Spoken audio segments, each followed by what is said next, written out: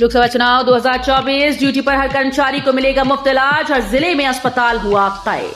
लोकसभा चुनाव की ड्यूटी में तैनात राज्य कर्मचारियों के साथ ही केंद्रीय और संविदा कर्मचारियों को भी निःशुल्क इलाज की सुविधा मिलेगी।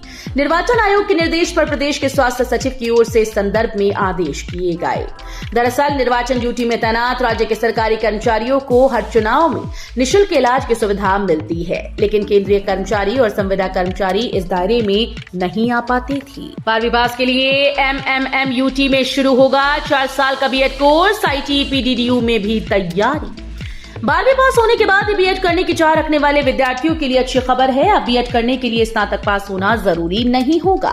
4 वर्षीय ये पाठ्यक्रम इंटीग्रेटेड टीचर एजुकेशन प्रोग्राम नाम से होगा। दीनदयाल उपाध्याय गोरखपुर विश्वविद्यालय और मदन मोहन मालवीय प्रौद्योगिकी विश्वविद्यालय इसके संचालन की तैयारियां कर रहे हैं। लखनऊ गोरखपुर रूट पर 130 की रफ्तार से दौड़ेंगी ट्रेन, कम समय में पूरा होगा सफर। लखनऊ से गोरखपुर के रूट पर चुनाव बाद ट्रेन की रफ्तार 100 से 110 से बढ़ाकर 130 किलोमीटर प्रति घंटा करने की तैयारी शुरू हो गई। इस रूट पर ट्रैक का काम पूरा हो गया, ऑटोमेटिक सिग्नलिंग का काम किया जा रहा है। एब्सोल्यूट सिग्नल को बदलकर ऑटोमेटिक सिग्नल से ट्रेन का संचालन सुरक्षित तो होगा, साथ ही ट्रेन की लेट लतीफी की समस्या से भी निजात मिलेगी। बिजली को लेकर यूपी सरकार का बड़ा दावा, अप्रैल भर पूरे प्रदेश में नहीं होगी कटौती। ऊर्जा विभाग ने प्रदेश के सभी क्षेत्रों में 24 घंटे निर्बाध बिजली आपूर्ति किए जाने का दावा किया। SLDC द्वारा जारी आंकड़ों का हवाला देते हुए कहा गया कि अप्रैल में ग्रामीण, नगर पंचायत, तहसील मुख्यालय, बुंदेलखंड, जिला मुख्यालय, महानगर और सभी औद्योगिक क्षेत्रों को 24 घंटे बिजली आपूर्ति की जा रही है।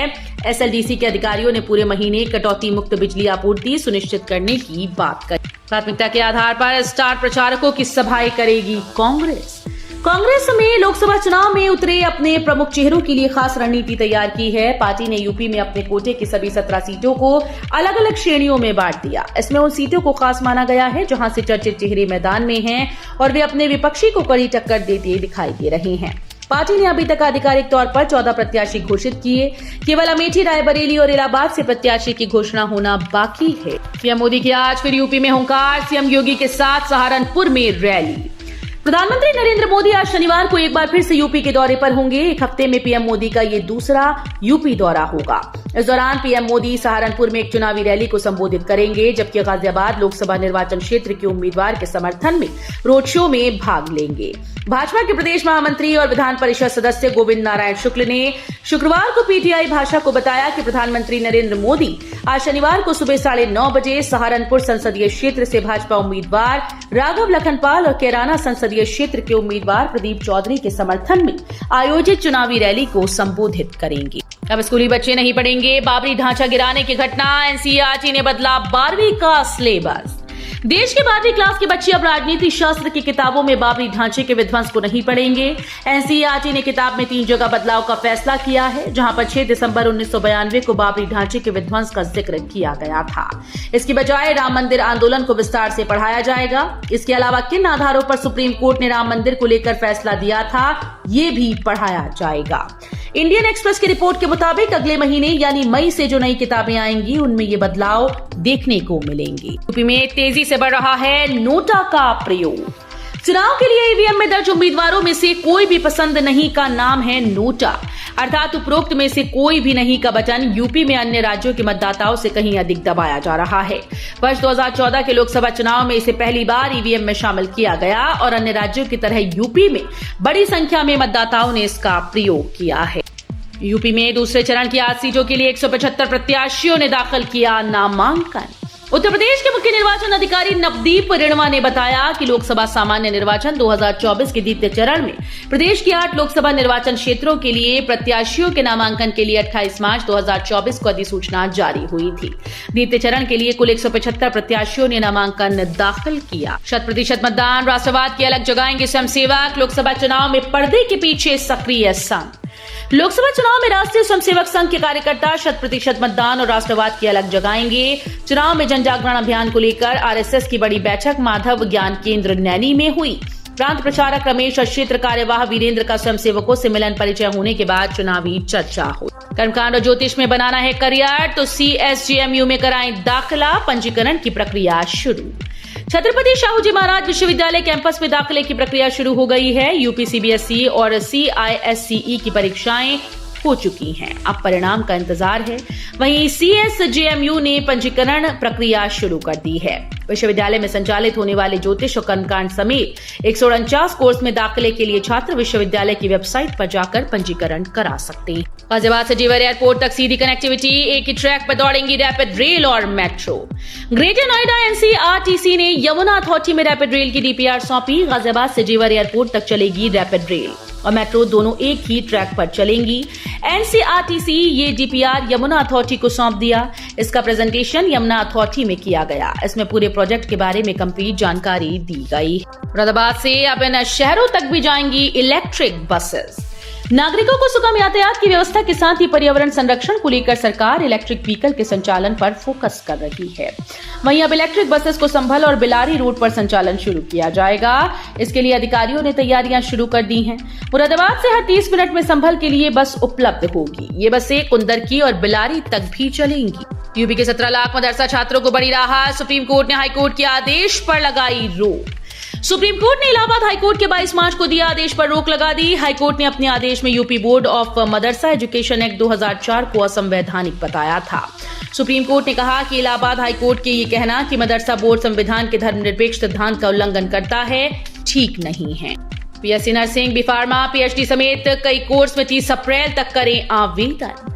महायोगी गोरखनाथ विश्वविद्यालय गोरखपुर में रोजगार परक और अन्य महत्वपूर्ण विभिन्न पाठ्यक्रमों में सत्र 2024-25 के लिए प्रवेश प्रक्रिया शुरू हो चुकी है। यहाँ BSc nursing, B pharma, BBA logistics समेत कई जॉब ओरिएंटेड और स्नातक, परास्नातक, डॉक्टरेट व डिप्लोमा कोर्सेज में प्रवेश के लिए 30 अप्रैल तक ऑनलाइन आवेदन किया जा सकता है। खजुराहो से इंडिया गठबंधन की प्रत्याशी का पर्चा निरस्त। अखिलेश बोले, ये लोकतंत्र की हत्या, न्यायिक जांच हो।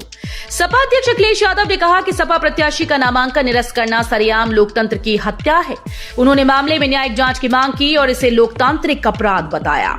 उन्होंने अपने सोशल मीडिया अकाउंट पर कहा कि खजुराहो सीट से इंडिया गठबंधन की सपा प्रत्याशी मीरा यादव का नामांकन निरस्त करना सरेआम लोकतंत्र की हत्या है। पीलीभीत में PM मोदी की सभा। पीलीभीत में 9 अप्रैल को शहर में प्रधानमंत्री नरेंद्र मोदी की चुनावी जनसभा प्रस्तावित है। प्रशासन की ओर से सुरक्षा के कड़े इंतजाम किए जा रहे हैं।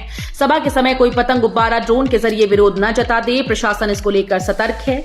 इसको लेकर जिलाधिकारी ने 7 से 9 अप्रैल तक जिले को नो फ्लाइंग जोन घोषित किया है। गर्मी के तेवर देख ताज में मदद के लिए तैनात की गई टीम पर्यटकों को देगी पानी और ORS।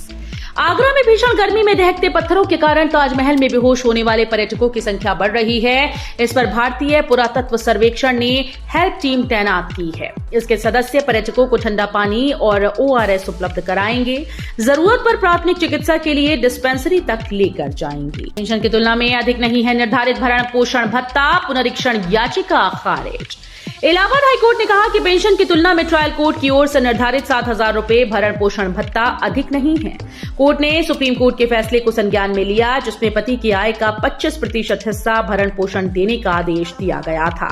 ये फैसला न्यायमूर्ति सुरेंद्र सिंह प्रथम की कोर्ट ने सुनाया। मरी माता मंदिर रोड के चौड़ीकरण के 8 अप्रैल से तोड़े जाएंगे मकान दुकान, घोषणाएं शुरू की गई। मरी माता मंदिर रोड के चौड़ीकरण के दायरे में आने वाले निर्माणों पर 8 अप्रैल से बुलडोजर चलाने की तैयारी है। इसके लिए लोक निर्माण विभाग ने पुलिस आयुक्त को पत्र भेजकर पुलिस बल मुहैया कराने का अनुरोध भी कर दिया है और लोगों को जागरूक करने के लिए अनाउंसमेंट भी शुरू कर दिया गया। अमेठी की जनता ने 2 दलों पर लुटाया दिल। कांग्रेस व भाजपा के इर्द गिर्द घूम रही सियासत। कहते हैं कि लोकतंत्र में जनता ही जनार्दन होती है। जनता के मन को जो भाया उसको उसने सराखों पर बिठा लिया। कुछ ऐसा ही हाल अमेठी का है। वर्ष 1967 में वजूद में आई अमेठी की सियासत सिर्फ 2 दलों के बीच ही घूम रही है। यहाँ की आवाम ने अब तक सिर्फ 2 दलों पर ही अपना दिल लुटाया है। पहले कांग्रेस और अब भाजपा। 2 ही ऐसे दल हैं जिन्होंने अब तक अमेठी में चुनावी जीत का परचम लहराया। भक्तों के दान से बढ़ी काशी विश्वनाथ मंदिर की आय। रिकॉर्ड चढ़ावे ने भरा बाबा का खजाना। वित्तीय वर्ष 2023-24 में श्री काशी विश्वनाथ मंदिर न्यास की आय और व्यय दोनों में वृद्धि हुई। गत वर्ष की तुलना में 42.43% की वृद्धि के साथ न्यास की कुल आय 83.34 करोड़ रही। वायु प्रदूषण नियंत्रण में बनारस अव्वल। 366 में 306 दिन ग्रीन जोन। बनारस की हवा में पिछले 1 साल से काफी सुधार है। वर्ष भर के आंकड़ों पर अगर गौर करें तो बनारस की हवा पिछले साल से लगातार ग्रीन जोन में है। 366 दिनों में 306 दिन बनारस की हवा सबसे बेहतर रही। वहीं एयर क्वालिटी इंडेक्स का आंकड़ा 100 और 50 के नीचे रिकॉर्ड किया जा रहा है। 8 अप्रैल को लगेगा साल का पहला सूर्य ग्रहण, भारत में नहीं होगा दृश्य। वर्ष का पहला सूर्य ग्रहण 8 अप्रैल को लगेगा। लगभग 50 साल के बाद सबसे लंबी अवधि के सूर्य ग्रहण का भारत पर कोई प्रभाव नहीं पड़ेगा। भारत में दृश्य न होने के कारण ना तो सूर्य ग्रहण का सूतक लगेगा और न ही ग्रहण का कोई विधि विधान मान्य होगा। 8 अप्रैल को रात्रि में सूर्य ग्रहण पूर्ण सूर्य ग्रहण होगा। मेरठ से टिकट कटने पर नाराज नहीं अतुल प्रधान, बोले सपा का सिपाही हूं, पार्टी में ही रहूंगा। मेरठ हापुड़ लोकसभा सीट पर सपा से टिकट कटने पर अतुल प्रधान को लेकर तरह तरह की चर्चाएं चल रही हैं। अब सपा विधायक अतुल प्रधान ने प्रेस वार्ता कर इस मामले में खुलकर अपनी बात जनता के सामने रखी। अतुल प्रधान ने कहा कि योगेश वर्मा से मेरे संबंध मधुर हैं। मैं समाजवादी पार्टी का सिपाही हूं और समाजवादी पार्टी में ही रहूंगा।